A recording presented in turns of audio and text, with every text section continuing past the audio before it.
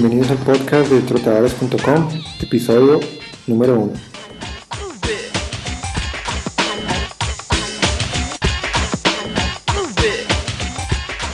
Bienvenidos a nuestro primer podcast de trotadores.com. Mi nombre es Diego Múnera y Luis Miguel Garzón, mi coanfitrión. La pregunta que queremos resolver durante este primer episodio es la duda que tienen muchos corredores novatos. ¿Qué distancia debo de correr? Para resolver dudas, tocaremos 5 temas relevantes. El primero, definiremos qué es un principiante. Tocaremos su condición física, historia atlética, peso, lesiones. Segundo, también hablaremos de correr basado en distancia versus tiempo. Adicionalmente, mencionaremos 6 reglas de oro, las cuales se deben respetar en el mundo del running. Cuarto, mencionaremos la importancia de construir una base atlética. Quinto, hablaremos de la inclusión de intervalos de caminata. Así es, Diego. Gracias por esa introducción. Le damos la bienvenida a todos los corredores de todos los niveles. La idea es compartir esta información de manera ordenada para que sea relevante y muy útil. Bueno, comencemos con el primer tema, nuestra definición de qué es un principiante. Para ilustrar ese punto, me gustaría recordar un ejercicio que hacen en un taller con jóvenes, donde piden tomar un paso al frente por cada privilegio que el adolescente ha experimentado en su vida y un paso atrás por cada obstáculo que ha experimentado. Por ejemplo, le preguntan a un adolescente, ok, tus padres tienen biblioteca en tu casa, tus padres son bachilleres, tus padres han ido a la universidad y por cada privilegio que dan un paso al frente. Pero por ejemplo le preguntan si han estado en la cárcel, dan un paso atrás, si no tienen libros en la casa, dan otro paso atrás. Y al finalizar la serie de 20 a 30 preguntas, se ve claramente que la línea de partida no es la misma para todos. De la misma manera, cada corredor empieza en un nivel diferente. Y aunque todos somos principiantes en algún momento, vale aclarar que no arrancamos en la misma línea de partida. 4 criterios importantes definen de manera marcada qué tipo de principiantes somos. El primero es tu condición física actual. A lo que me refiero con condición física actual es establecer cuál es tu habilidad actual de hacer una actividad física, en nuestro caso correr. Si solo puedes correr 30 segundos, porque después de eso se te sale el corazón y no puedes respirar, no es lo mismo que otra persona que puede correr 1 kilómetro o 30 minutos sin problemas y sin detenerse. La condición física actual depende de muchas cosas, entre ellas tu edad, salud en general y hábitos de actividad que tengas. Es importante que reconozcas desde dónde estás empezando y conscientemente darle tiempo a tu cuerpo para progresar sin expectativas sobrenaturales. Por ejemplo, Diego, cuéntame cómo fue tu condición física en el momento en que empezaste a correr. Bueno, Luis, mi condición física cuando empecé no era la ideal. Yo, debido a que en mi adolescencia sí hacía mucho ejercicio y salía a jugar y entrenaba tenis de campo, mi condición física ya cuando comencé a correr, que era una edad de los 30 años, pues no era tan mala como podría esperarse de una persona que normalmente es sedentaria. Yo empecé a correr cuando un compañero de la oficina me dijo que nos inscribiéramos a una 10K que iba a ocurrir en 2 meses. Así que solo tuve 2 meses para prepararme.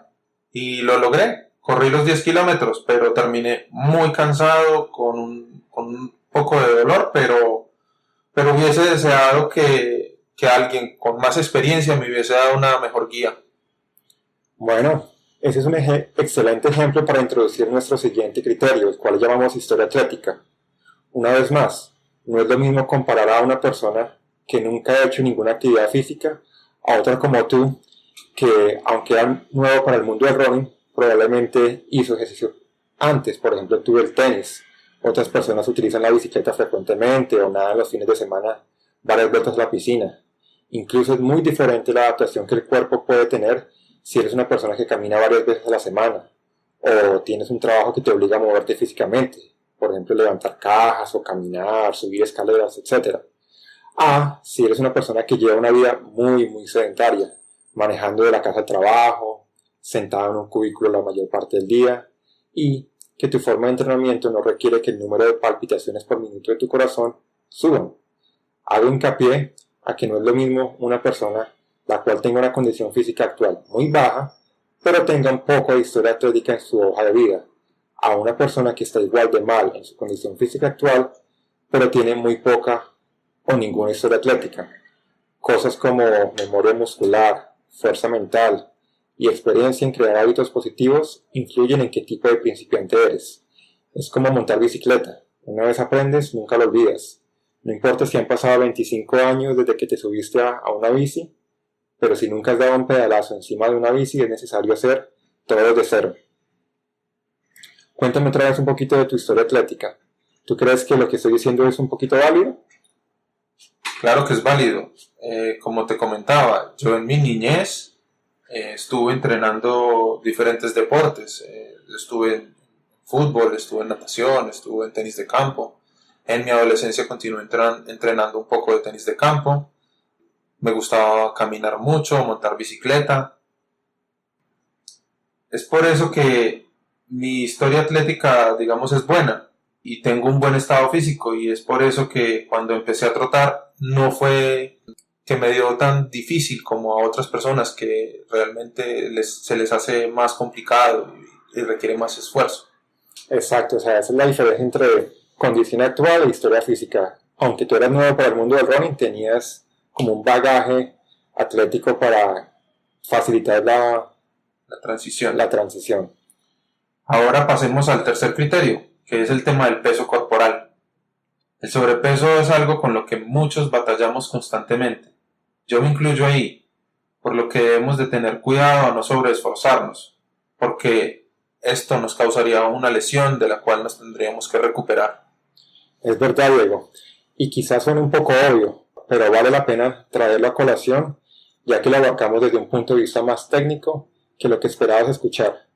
Sin lugar a dudas, no es lo mismo un principiante que tiene sobrepeso a otro que tiene un índice de masa corporal más cercano a los recomendados por la comunidad médica. Este detalle es muy importante, porque la relación entre peso y distancia y peso y velocidad es directamente proporcional. No me refiero a una persona que tenga sobrepeso no pueda correr la misma distancia que otra que es delgada. Claro que sí. Incluso existen personas que con sobrepeso son mucho más veloces que personas con mucho menor peso corporal. A lo que me refiero es al impacto que tienen en tu sistema musculoesquelético el tener sobrepeso. Esto es conocido en física como la fuerza de reacción del suelo, la cual es igual a 2.5 veces el peso de tu cuerpo. Esta fuerza es la que el suelo ejerce sobre tu pie y extremidades inferiores con cada paso que das. Se estima que un corredor recreacional utiliza 1250 pasos para recorrer 1 kilómetro. Obviamente, esto sube o baja de acuerdo a la velocidad y cadencia, pero este es un buen promedio. Ahora imagina que eres una persona que pesa 100 kilos. Con cada paso estás ejerciendo una fuerza de 250 kilogramos sobre tus huesos, tendones, ligamentos y músculos, lo cual significa una carga mayor que si pesaras 70 kilos, lo cual solo causaría más o menos 175 kilogramos de fuerza de reacción. Todo esto lo digo porque una persona principiante con mayor peso es más propensa a lesiones si no da el tiempo suficiente para que su cuerpo logre una adaptación, lo que nos lleva al último criterio para definir a un principiante, que es el tema de lesiones. Sin lugar a dudas, la historia médica es clave. Conozco personas que llegan al mundo del running con lesiones en la espalda, rodillas y pies. Aunque muchos crean que es imposible correr con ciertas lesiones, la verdad es que es cuestión de saber manejar y aprender a vivir con tu lesión, caso que esa sea permanente. En episodios futuros hablaremos con personas que son de gran inspiración, ya que nos demuestran cómo es posible ser un trotador recreacional o incluso competitivo, aún con lesiones muy serias. Ahora, si tu lesión es algo transitorio, la clave no es permitir que esto vuelva a ocurrir y no hacer actividades que van directamente en contra de la recuperación. Correr es una actividad física que requiere mucha adaptación a nivel cardiovascular, muscular y ósea. Pero una vez se logra esta adaptación, resulta muy benéfico para la salud de nuestros ligamentos, huesos y músculos, muy contrario a lo que algunos creen que correr causa traumas críticos al sistema musculoesquelético. En un futuro hablaremos de los beneficios fisiológicos del running. Entonces, si eres un principiante con historia de lesiones, es importante que te eduques sobre cómo evitarlas antes de empezar. Puede ser tan simple como incorporar una serie de ejercicios de fortalecimiento en aquella área de tu cuerpo específica, utilizar zapatos especiales, plantillas ortopédicas o prestar atención a la postura con la que corres. Obviamente, el progreso que una persona que viene lesionada no va a ser igual a la de una persona que, aunque es principiante, da su primer paso sin lesión alguna. Por ejemplo, Diego, cuéntame tú, ¿has tenido alguna lesión antes o durante el tiempo que empezaste a correr? Sí, Luis. Luego de un tiempo de haber comenzado, tuve varias lesiones. Una vez me empezaron a doler las rodillas, por lo que estuve fuera de la calle algunos meses. Luego he tenido problemas con las pantorrillas, también con los muslos, pero estas lesiones siempre han surgido porque me sobrepaso con las distancias o tratando de mejorar mi velocidad debido a mi naturaleza competitiva. Ok, ahora que hemos establecido que no todos los principiantes somos iguales, hablemos de tiempo versus distancia. Recordemos que el tema de este episodio es qué distancia debe correr un principiante, y para esto estamos intentando dar guías generales más que números concretos. Tiempo versus distancia es un tema importante y difiere mucho de acuerdo a la persona. A veces cuando empezamos tendemos a pensar en distancia y decir comenzaré corriendo 1 kilómetro o 2 kilómetros, etc. Pero a veces nuestra condición física no es la mejor y terminamos odiando el salir a correr. Por eso lo mejor a veces es simplemente tener un plan por tiempo. Por ejemplo, calentar con una caminata de 3 minutos, luego correr durante 5 minutos, continuar con otra caminata de 2 minutos, luego volver a correr 5 minutos y así sucesivamente. Exacto, Diego. El consejo de muchos expertos se resume en no correr basado en querer recorrer una distancia, ya que a una persona le puede tomar 10 minutos recorrer 1 kilómetro y a otra persona los mismos kilómetros le puede tomar solo 5 minutos. Pero si le recomendáramos a ambas personas correr por 30 minutos diarios, 3 o 4 veces a la semana, la intensidad y esfuerzo físico puede que sean muy similares entre persona A y persona B. El primero recorrerá 3 kilómetros por día, pero la segunda persona recorrerá 6 kilómetros por sesión. Sería contraproducente recomendar a ambos principiantes que corran X cantidad de kilómetros. En este caso, imagínate recomendarle a la persona A y B que ambas corrieran 6 kilómetros. La persona A estaría el doble de cargada. Correr por tiempo en vez de distancia es una excelente forma de evitar lesiones y permitir que tu cuerpo se vaya adaptando poco a poco sin exigirle más de la cuenta. Sin querer, al paso de las semanas, recorrerás más distancia en los mismos 30 minutos que el día que empezaste a correr. Por ejemplo, tú, Diego, ¿te acuerdas más o menos cuando empezaste a correr? ¿Tú crees que corrías un poquito más de distancia en la misma media hora que cuando empezaste 30 días atrás? Para nada, Luis. Cuando empecé a correr, en la misma media hora corría mucho menos distancia que la que corro actualmente. La idea es que uno con el tiempo la velocidad va mejorando, entonces vas recorriendo un poco más de distancia en el mismo tiempo. Claro, esa es la idea. Adicionalmente, expertos recomiendan correr basado en el esfuerzo percibido. Si una persona corre medio kilómetro y ya está con la lengua afuera, súper exhausto, esta es la manera como su cuerpo le está diciendo que no puede dar más en ese momento en particular y que es necesario detenerse, o por lo menos bajar la intensidad de la actividad. La idea es lograr llevar a cabo la sesión programada por tiempo según la capacidad de cada persona, sin llegar a un nivel de exerción muy alto. Por eso es muy normal que escuchemos a trotadores con experiencia decirnos que corramos a un ritmo relajado que nos permita llevar una conversación casual con un compañero. Bueno, ahora hablaremos un poco sobre las reglas de oro, que es una serie de guías que nos ayudarán no solo para evitar lesiones, sino para disfrutar de este hobby por mucho tiempo mientras lo hacemos.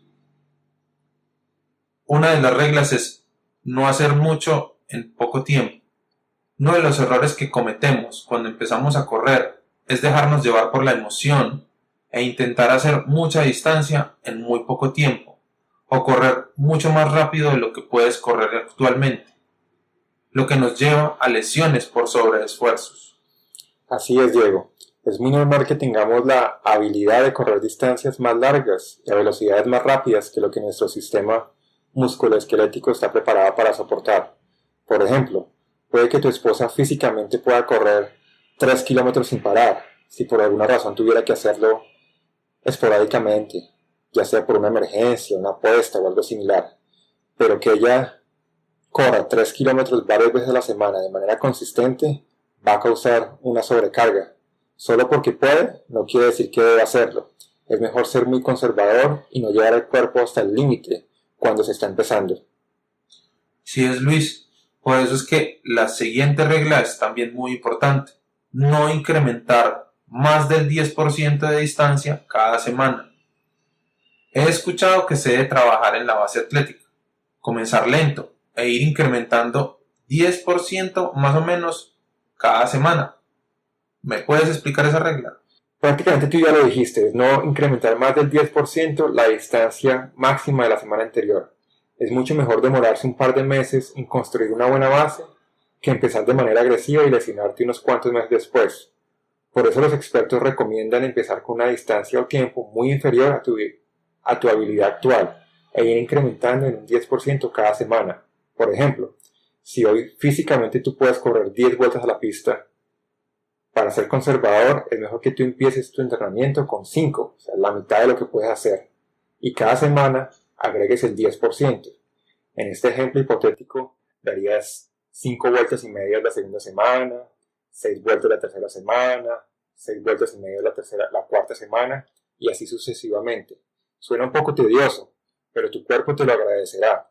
Además, tú estarás feliz de no ser uno de los trotadores que aporta la estadística que más del 60% de corredores se lesionan cada año. ¿De casualidad tú tuviste alguna lesión en tu primer año de correr? Así es, tuve una lesión en las rodillas y fue precisamente por aumentar distancias sin esta regla de oro. ¿Tú crees que no, si hubieras cumplido esa regla del 10% hubieras evitado alguna lesión? Claramente, yo pienso que es así. Yo aumentaba distancia simplemente 1 kilómetro o 2 kilómetros sin importar cuánto había hecho la semana anterior. ¿Y no te parece un poco como harto, como tedioso tener que estar ahí mirando cuánto es el 10% de la distancia de la semana pasada para no pasarte la siguiente semana? Es un poco tedioso, pero vale la pena hacerlo así para evitar precisamente salir de las canchas o salir de la calle. Es mejor ser un poco conservador y poder trotar todas las semanas a pasarte de distancia y tener que descansar unas semanas en tu cama. Así es, para mí el tiempo que digamos perdemos en no querer, en no avanzar lo que queremos avanzar es mucho más inferior a lo que perdemos estando lesionados. Bueno, pasemos al siguiente tema, Diego. Lo que nos lleva a no ignorar los días de recuperación. Los días de recuperación son tan importantes como los días que salimos a correr. Excelente. Alegra mucho que no olvidas este punto. La recuperación es clave para el progreso. Muchos corredores creemos que entre más entrenamos, más rápido progresaremos. Pero la verdad es que cuando empezamos a ver el descanso como parte integral de nuestro entrenamiento, damos un gran paso hacia convertirnos en mejores trotadores. En la página trotadores.com podrá ver una excelente gráfica que ilustra de manera clara la importancia del descanso. Pero sin extendernos mucho, podemos compararlo a la analogía de las baterías antiguas, las cuales se recomendaba cargarlas solamente hasta cuando se agotaran totalmente para evitar que éstas se acumularan de energía basura. ¿Lo recuerdas? Así es, que decían que lo mejor era dejarlas descargar del todo.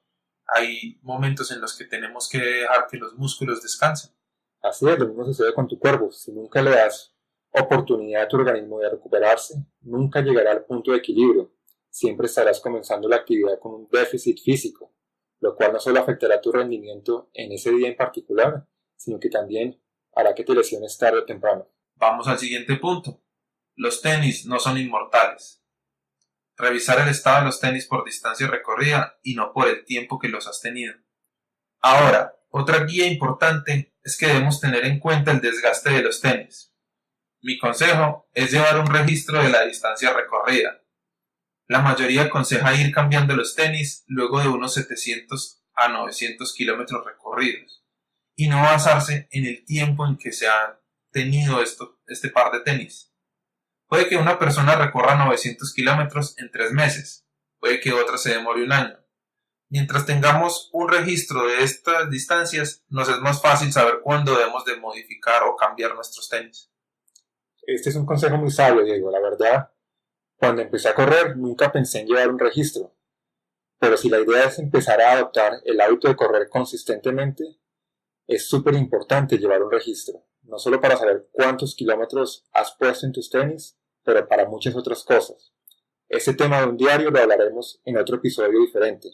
Pero ahora es suficiente que sigas el consejo de Diego, y es no correr más de 900 kilómetros en un par de tenis, sin importar la apariencia externa del zapato, ya que puede que luzcan en perfecta condición, pero su ciclo de vida útil ya ha terminado. Ahora, no te asombres si lees o escuchas distancias recomendadas entre 450 kilómetros y 1000 kilómetros por par de zapatos. La verdad es algo un poco subjetivo, según la marca del zapato, según el tipo de zapatilla, si este es de carrera o de entrenamiento, también depende del terreno en el que corres, la postura que tienes al correr, etc. Lo importante es que tengas una idea de cuántos kilómetros has corrido en cada par de zapato y así puedes tomar decisiones basadas en tu experiencia personal. Por ejemplo, cuando corría con un modelo de ASICS llamado Nimbus, después de 500 kilómetros ya empezaba a tener molestias. Pero ahora que venía utilizando otro par de zapatos llamados los Bomberos de Nike, los zapatos me duran hasta 950 kilómetros sin generar molestia alguna.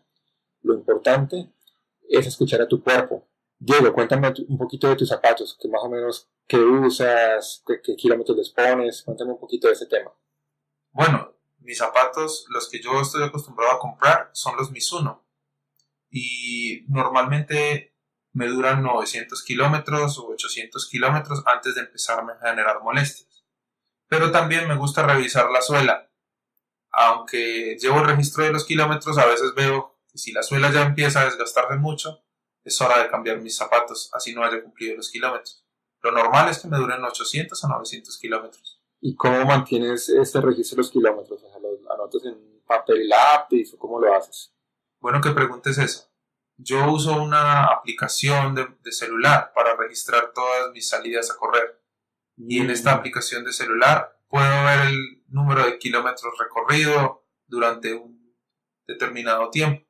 Así que si yo sé que compré mis zapatos en diciembre de 2015 o 2014, puedo hacer un registro de cuántos kilómetros he recorrido desde esa fecha. Ah, bien. Y también mencionaste que escuchas un poquito tu cuerpo, o sea, que si empiezas a tener molestias, los cambias antes de tiempo, o cómo haces. Lo que nos lleva a la siguiente regla. Debemos escuchar a nuestro cuerpo. Yo cuando empiezo a sentir un poco de molestia, ya digo, es hora de cambiar los zapatos, tengo que mirar cuántos kilómetros llevo recorridos y efectivamente ya se acerca a los 800 o 900 kilómetros. Qué bonito. Escuchar a tu cuerpo parece un poco difícil de hacer, pero la verdad es algo que podemos lograr tan solo prestando un poco de atención a síntomas sutiles. Por ejemplo, si notas que estás cansado todo el tiempo, o que no duermes bien, o que tienes un dolor recurrente, quizás es mejor que no salgas a correr ese día y te des un par de días de descanso extra. Si ves que empiezas a sufrir de ampollas en los pies o roces en alguna parte del cuerpo, quizá debas verificar tu indumentaria. Quizá las medias que estás utilizando no estén absorbiendo la humedad, o la ropa atlética que utilizas no es la adecuada, o necesitas utilizar productos como vaselina para evitar dolorosos roces, o como le mencionaste, simplemente cambiar de zapatos porque ya es hora de cambiarlos. Nuestro cuerpo es una maravillosa máquina bastante sofisticada y precisa. Es una buena doctrina escuchar a tu cuerpo y no ignorar las señales. Siempre, siempre es mejor prevenir que curar. ¿Tienes algo que agregar a eso? Para nada, me parece correcto lo que dijiste. Es muy importante que si tú sientes que en alguna parte de tu cuerpo hay una molestia, lo mejor es parar y revisar zapatos, indumentaria que puedes cambiar para mejorar tu visión, tu postura o simplemente para evitar una lesión. Por último, vale la pena nombrar los planes de entrenamiento. Aunque es muy común encontrar corredores principiantes que llegan al hobby con la meta de participar en algún evento en particular, ya sea un 5K o en tu caso un 10K, otros quieren correr una media maratón. Todos quieren hacer algo durante los primeros 6 meses de empezar a correr. Lo más recomendado es que sigas un plan de entrenamiento muy flexible o mejor aún, ningún plan. Como veremos a continuación, lo más importante durante los primeros 3 a 6 meses es construir tus cimientos en el atletismo y no preocuparte tanto por medir progreso ni ganar carreras. Por ejemplo, en tu caso, tú querías correr 10 kilómetros. Cuéntame un poco cómo hiciste para correr esos 10 kilómetros en 2 meses. Así es. Yo comencé cuando un compañero me dijo, inscribámonos en una 10K que pasará dentro de 2 meses. Así que mi idea fue, bueno, primero empecemos corriendo poca distancia, unos 2, 3 kilómetros, aumentar mi distancia de caminatas y cada semana aumentaba. Pasó a 3 kilómetros, 4 kilómetros. La última semana antes de ir a trotar mis 10K, lo máximo que lograba hacer era 8 kilómetros. Así que la semana de los 10K logré hacer los 10 kilómetros. Pero fue poco a poco aumentando de distancia. ¿Y seguiste un plan súper estricto que te decía qué hacer cada día? ¿Cómo dijiste esos primeros 10K? No hice un plan muy estricto, simplemente escuché a mi cuerpo y empecé a decir, yo creo que hoy puedo correr 4 kilómetros y comencé a correr y si a los 3 estaba cansado, trataba de frenar, caminar un poco y terminar otro kilómetro más tarde. ¿Y crees que eso fue una clave para tu éxito en esa carrera o te hubiera sido más, no sé, de pronto más benéfico seguir un plan súper estricto que te decía, no, tienes que correr todos los días 1 kilómetro, o 2, o 5, o 7, o 8, o 10? Pienso que fue más benéfico escuchar mi cuerpo que tratar de exigirme algo que tal vez no podías lograr en ese momento. Bueno, pues te felicito porque te tomaste el tiempo de construir tu base atlética. La verdad, ese es el siguiente tema que queremos hablar. Básicamente, construir tu base atlética es la inversión de tiempo que debes hacer para correr sin lesiones de manera consistente durante un largo tiempo. No queremos que cometas el error principal de la mayoría de corredores novatos y experimentados: hacer demasiado pronto. Tomar el tiempo de sembrar la semilla de unos buenos cimientos es una fórmula segura para recoger frutos muy valiosos en tu nuevo hobby. Sin importar si puedes correr tan solo 30 segundos o 30 kilómetros, es importante hacer una transición metódica hacia incrementar la carga que quieres aplicar a tu cuerpo. Así como dijiste tú, Diego, no te tomaste una semana para recorrer 10 kilómetros. Seguramente hubieras podido correr 1 hora sin problema, pero lo tomaste con calma. Como primer objetivo debes trazarte salir a correr o caminar 3 veces a la semana consistentemente por 3 meses, sin importar el ritmo o la distancia que corras. Esta regla de 3 veces a la semana es muy importante, que luego hablaremos de ella. También se debe respetar la regla de oro del 10%, de la que hablamos anteriormente. Establece cuál es tu punto cero, restar un 30% para ser conservador y a partir de ahí solo incrementa la distancia o tiempo en un 10% cada semana. Al finalizar esos 3 meses, muy seguramente tu habilidad ha incrementado sorprendentemente en varias formas. Por ejemplo, Diego, ¿cómo te sentiste en esos 2 meses que empezaste a correr, que te empezaste a preparar para los 10 kilómetros? ¿Notaste algún cambio en tu cuerpo, en cómo te sentías? Así es, empecé a notar que tenía más energía, que podía subir escaleras más fácilmente y tenía mejor forma de aguantar o resistir varios minutos caminando constantemente sin problema alguno de fatiga. Es porque, digamos, tu sistema cardiovascular estaba respondiendo positivamente al entrenamiento que le estabas haciendo. ¿Qué otro beneficio notaste en esos 2 meses? Empecé a bajar de peso. Una ligera baja de peso, pero sí se empezó a notar un poco menos peso en el cuerpo. ¿Qué me cuentas, digamos, de dolencias musculares? Es normal que cuando empezamos a correr algo, el ácido láctico nos ataca en los primeros 2 o 3 días. Así es, por lo que es muy importante, después de terminar el entrenamiento, una buena sesión de estiramiento. La gente tiende a olvidar esto, pero es importante que con un estiramiento estos dolores se pueden calmar. Y de pronto notaste que después de empezar esos 2 meses ya no te tomaba 2 o 3 días en recuperarte, sino que te tomaba 1, de pronto podías correr al siguiente día sin problema. Así es, cuando comencé a trotar me dolían mucho los músculos después de las primeras 1 o 2 semanas, pero después ya los músculos no se sentía tanto ese dolor de fatiga. Así es, y por último, que tu velocidad, ¿notaste que en esos 2 meses tu velocidad sin quererlo mejoró? No estuve mirando tanto mi velocidad, pero asumo que ha mejorado y mejoró un poco. Ok. Por eso los expertos recomiendan construir esta base antes de empezar cualquier plan de entrenamiento para cualquier evento en el que quieras participar. Incluso recomiendan no empezar a querer mejorar tus tiempos de manera intencional en cualquier distancia. Por ejemplo, no sería sabio que tú hubieras empezado a correr y hubieras dicho, no, yo quiero correr 10 kilómetros en 40 minutos, en una hora, o en una hora y 20, lo que sea. Tú simplemente dijiste, quiero participar en esa carrera y voy a terminarla sin lesiones. Y fue una decisión sabia. Correctamente. Y la logré terminar sin lesiones. Eso te felicito increíblemente. Bueno, ahora pasemos a otro tema que, ya que hablamos de las 6 reglas de oro, otra pregunta que muchos trotadores novatos nos hacen es si es posible caminar o si es considerado trampa caminar durante las sesiones que se suponen debemos estar corriendo continuamente. ¿Tú qué opinas de ese tema, Diego? Caminar es muy importante, sobre todo cuando no tienes la base atlética para correr durante varios minutos continuamente. Puedes apoyarte siempre en caminar. Caminar es un muy buen ejercicio. Partiendo desde el punto de vista que cualquier movimiento es mejor que no moverse, es valioso comprender que cuando nos movemos a una intensidad más alta de lo normal, nuestro cuerpo empieza a hacer adaptaciones a nivel celular que ni te puedes imaginar, desde la cantidad de oxígeno que tu sistema cardiovascular tienen que llevar a tus músculos para deshacerse del dióxido de carbono hasta la mejoría en la presión arterial. Es un tema fascinante que valdría la pena discutir detalladamente en el futuro, pero por ahora es suficiente que sepas que estás ayudando mucho a tu cuerpo al hacer una caminata a un buen ritmo y tomar descansos programados mientras corres no tiene nada de malo, por el contrario. Caminar es una buena manera de evitar lesiones provocadas por una pobre postura. ¿Tú te has dado cuenta de que cuando te cansas tiendes como a cambiar la postura?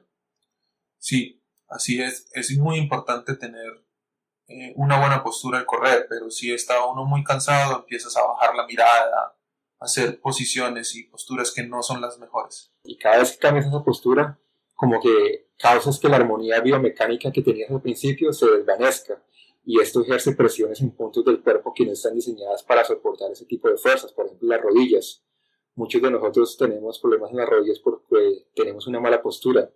Las rodillas empiezan a sufrir. Es mucho mejor tomar un intervalo caminando, recuperar tu sistema cardiovascular y muscular y retomar unos minutos después con una mejor postura. No es bueno parar del todo cuando estás muy fatigado. Lo mejor es simplemente caminar, seguir, que tu cuerpo siga con continuo movimiento, pero que sea caminando. No parar del todo o sentarte. Y finalmente, caminar es un excelente ejercicio cruzado. Correr ejercita poderosamente nuestros músculos de las piernas, incluyendo los cuádriceps, los isquiotibiales, los sólleos y los gastrocnemios.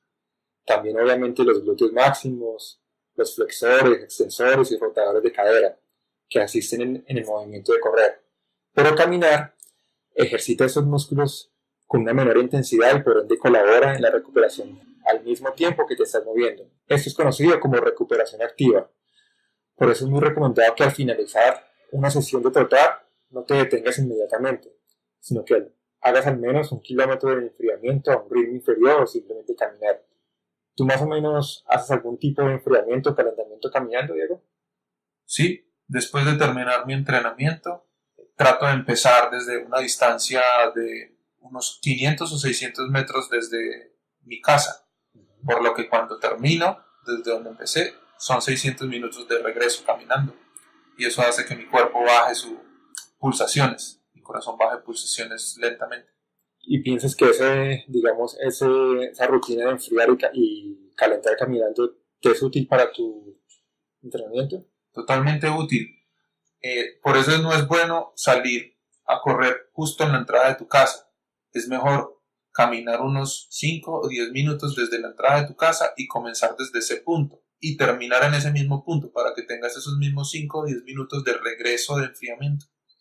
Ahora, aunque no lo cubriremos en este episodio, te sorprenderá saber que existe un método inventado por un atleta olímpico norteamericano llamado Joe Galloway, el cual se basa en correr una maratón o una media maratón, cualquier distancia, tomando intervalos programados caminando por una duración muy específica. Incluso se inventó una maquinita que hace un sonido para recordarle a la persona de cada intervalo que quiere hacer. Lo hacen tan bien que muchas personas que utilizan este sistema obtienen tiempos más rápidos que personas que corren durante todo el evento. Así que por favor no creas que caminar es hacer trampa y que no vale la pena. Caminar es muy importante por todas las tres razones que dijimos. Es una buena manera de evitar lesiones, una buena forma de hacer ejercicio cruzado y buena forma de acostumbrar al cuerpo a hacer una actividad que no hacías antes, como es correr. Bueno, Luis, esperemos que esta información le haya servido a algunos como recordatorio importante y a otras personas como nuevos conocimientos. ¿Por qué no recordamos rápidamente los temas que abarcamos? Claro que sí, Diego, me parece una excelente idea. Lo primero que discutimos para responder la pregunta de qué distancia debe un corredor principiante correr fue precisamente definir a un principiante, razón por la que discutimos la historia atlética, lesiones, peso y condición física actual de cada persona. Lo otro que discutimos fue empezar a correr por tiempo y no por distancia. Expusimos las ventajas de correr basado en tiempo y basado en el esfuerzo percibido. Luego expusimos las 6 reglas de oro del atletismo, incluyendo no hacer mucho demasiado pronto, no incrementar más del 10% cada semana, llevar un registro de cuántos kilómetros has corrido en tus tenis, respetar los días de descanso, escuchar a tu cuerpo y seguir un plan de entrenamiento flexible. Y también tocamos rápidamente el tema de construir una base atlética. Prácticamente que debemos de correr por 3 a 6 meses siguiendo la regla del 10% y de manera muy conservadora para permitir que nuestro cuerpo se adapte a las nuevas demandas de nuestra actividad física. Y por último discutimos que no es vergonzoso tomar descansos caminando durante las sesiones de entrenamiento y que por el contrario tiene muchos beneficios. Bueno, pienso que hemos cubierto bastante material en estos minutos y prácticamente llegamos a la conclusión de que no existe una distancia exacta para recomendar, solo guías. Esto se debe a que todos somos muy diferentes y tenemos habilidades muy propias. Para mí, lo más importante es comenzar con crear el hábito de correr consistentemente, en vez de empezar a correr un determinado número de kilómetros a la semana. Es mejor disfrutar el proceso, el cual es clave para una estadía a largo plazo en el deporte. Sin embargo, si crees que estas guías son muy ambiguas y abstractas, te invitamos a que visites la página de trotadores.com, en la que podrás ver 3 planes para 3 tipos de principiantes. Estos planes no son el típico plan que encuentras en otras páginas, ya que estos 3 planes se enfocan principalmente en la persona que quiere empezar a correr desde cero, construir una base muy conservadora con el objetivo de evitar lesiones a corto y mediano plazo. Así es una buena moraleja. Parte de nuestro objetivo en trotadores.com es darle la información necesaria para que evites lesiones y de esta manera puedas disfrutar de este bello deporte de manera plena y frecuente. No me queda más que invitarlos a nuestro siguiente episodio, que hablará sobre ejercicios de fortalecimiento para trotadores que quieren evitar lesiones o están experimentando dolores muy puntuales. Muchas gracias a todos por su tiempo y les recordamos que nos pueden visitar en trotadores.com, donde encontrarán la transcripción completa de este episodio y una versión más corta que llamamos las notas del show. También podrán contactarnos vía email con preguntas y comentarios. Y si eres de las personas que no tiene tiempo para escribir un email, ahí mismo en la pestaña de contacto encontrarán una opción para dejar mensajes de voz de manera muy fácil. Lo pueden hacer desde su teléfono o desde su computadora. Gracias, Diego. He disfrutado mucho estos minutos. Esperemos que la información haya sido útil para todos. Es un placer hacer este show contigo y esperemos que sigamos conectando la comunidad del running, donde hablamos, aprendemos y corremos. Recuerden que nos pueden seguir en Facebook, en Twitter y en Instagram.